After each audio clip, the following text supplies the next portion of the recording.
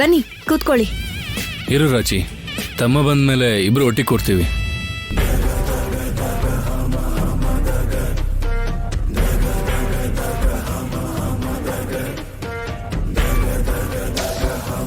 ನೀನ್ ಮಾಡಿದ ಐಡಿಯಾ ಸಖತ್ತಾಗಿತ್ತು ಅಶ್ಮಿತಾ.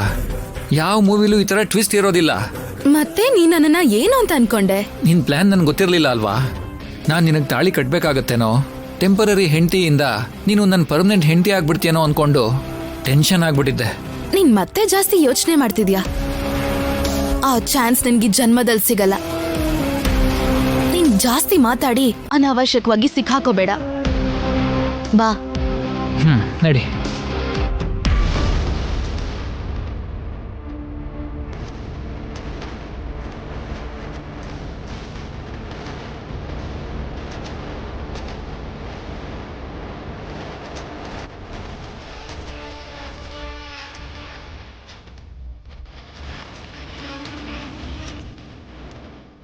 ಇದೇನಿದು?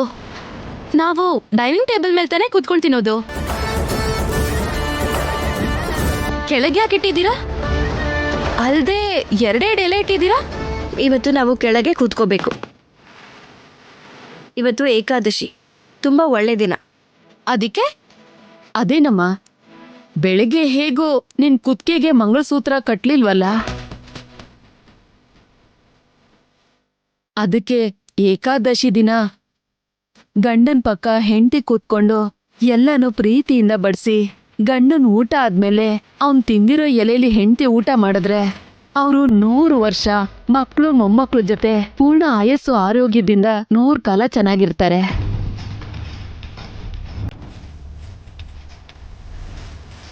ಬೇರೇನಾದ್ರೂ ತಿಂದ್ರೆ ಪಾಪನಾ? ಇದು ನಮ್ ಸಂಪ್ರದಾಯ ಕಣಮ್ಮ. ಅದು ಅಲ್ಲದೆ ಇದು ಅಮ್ಮನವ್ರ ಪ್ರಸಾದ. ಪ್ರಸಾದನ ಬೇಡ ಅನ್ಬಾರ್ದು.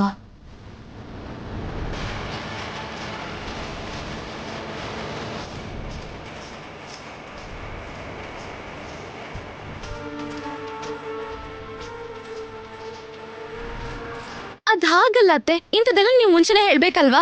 ಹೇಳೋದೇನು? ಅತ್ತೆ ಏನಂತ ಇದ್ದಾರೆ? ಹೀಗ್ ಮಾಡಿದ್ರೆ ಗಂಡ ಹೆಂಡತಿಗೆ ಒಳ್ಳೇದು ಅಂತಿದ್ದಾರೆ. ಒಂದ್ ವೇಳೆ ನೀವಿಬ್ರು ಗಂಡ ಹೆಂಡತಿ ಹೌದೋ ಅಲ್ವೋ?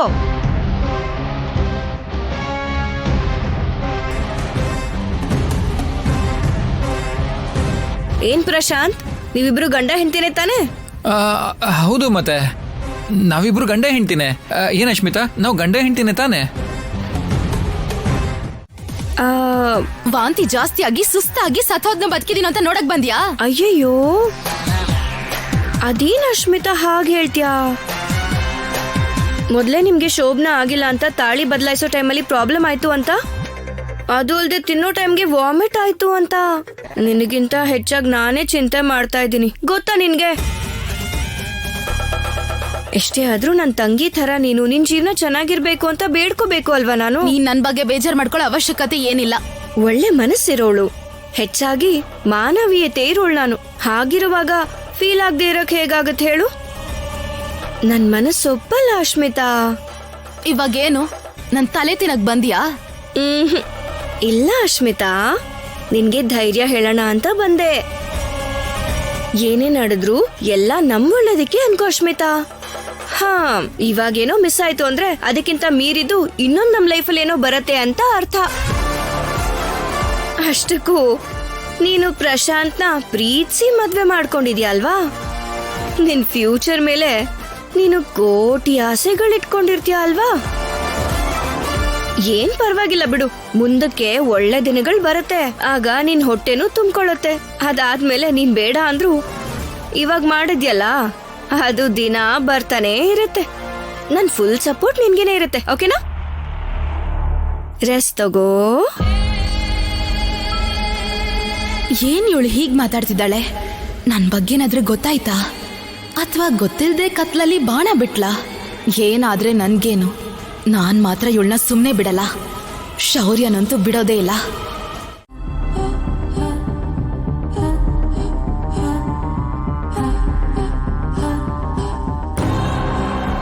ಸ್ವಲ್ಪ ದಿನದ ಮುಂಚೆ ನಿಮ್ಮ ತಂದೆಯವ್ರಿಗೆ ಏನಾಯ್ತೋ ಏನೋ, ಮತ್ತೆ ವಾಪಸ್ ಬರ್ತಾರೋ ಬರಲ್ವೋ ಅನ್ನೋ ಗೊಂದಲದಲ್ಲಿದ್ವಿ ನಾವು.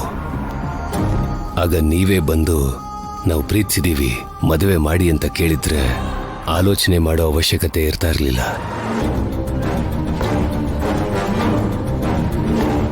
ನಿನ್ನನ್ನ ಬಿಟ್ಕೊಡ್ಬಾರದು ಅನ್ನೋ ಉದ್ದೇಶದಿಂದ ನಿನ್ನನ್ನು ಬಿಟ್ಟಿರಕ್ಕಾಗದೆ ತಾಳಿ ಕಟ್ಟ.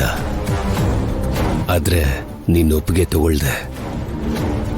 ಪ್ರೀತಿಸಿದ ಹುಡುಗಿ ಅಂತ ಬಿಟ್ಟು ಕೊಡೋಕ್ಕಾಗದೆ ಹಾಗೆ ತಾಳಿ ಕಟ್ಬಿಟ್ಟ.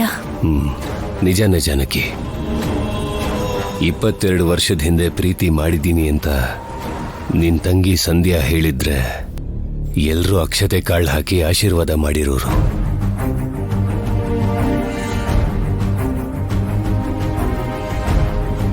ಆದ್ರೆ ಅವರ ಮೌನ ಇಲ್ಲೊಬ್ರು ಪ್ರಾಣನ ತೆಗ್ದಿದೆ. 20 ವರ್ಷಕ್ಕೆ ನೀನ್ ಅಲ್ಲಿಗೆ ಹೋಗಿ ನಿನ್ ತಂಗಿ ಅಸ್ಥಿಗಳನ್ನ ತಗೊಂಡ್ಬರೋ ಅವಶ್ಯಕತೆ ಬಿತ್ತು.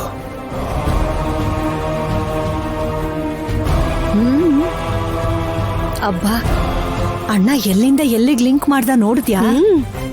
ಇವ್ರ ಮಾತನ್ನ ಒಪ್ಕೊಳ್ಳೋದು ಅಸಾಧ್ಯ. ನಿಜಾನ ಧೈರ್ಯವಾಗಿ ಹೇಳ್ದೆ ಇದ್ರೆ ಎಷ್ಟು ನಷ್ಟ ಆಗತ್ತೆ ಅಂತ ನಿನಗೂ ಗೊತ್ತು. ಅದನ್ನ ನಾವು ಬೆಳೆಸಿರೋ ಅಂತ ಇವನು ಅರ್ಥ ಮಾಡ್ಕೊಳ್ದೇ ಇರೋದು ದುರಾದೃಷ್ಟ. ನಿಮ್ ಮೇಲಿರೋ ಗೌರವ ಭಯವಾಗಿ ಬದಲಾಗಿದ್ದಕ್ಕೆ ಆ ಧೈರ್ಯ ಬರ್ಲಿಲ್ಲ ಮಾವ. ಯಾವ್ದನ್ನ ಹೇಗ್ ಹೇಳ್ಬೇಕೋ ಅನ್ನೋ ಬುದ್ಧಿವಂತಿಕೆ ಸೀನುಗೆ ಇಲ್ಲ ದೊಡ್ಡಪ್ಪ. ಇವನಿಗೆ ತಿಳುವಳಿಕೆ ಇಲ್ಲ ಅಂದ್ರೆ ಏನಮ್ಮ ಅರ್ಥ? ಕೋಟ್ ಹಾಕೊಂಡು ಟೈ ಕಟ್ಕೊಂಡು ಆಫೀಸಿಗೆ ಹೋಗ್ತಾ ಇದ್ದೀನಿ ಅಂತ ಮನೆಯವ್ರನ್ನೆಲ್ಲ ನಂಬಿಸೋ ಅಂತ ತಿಳುವಳಿಕೆ ಇದೆ ಇವನ್ಗೆ.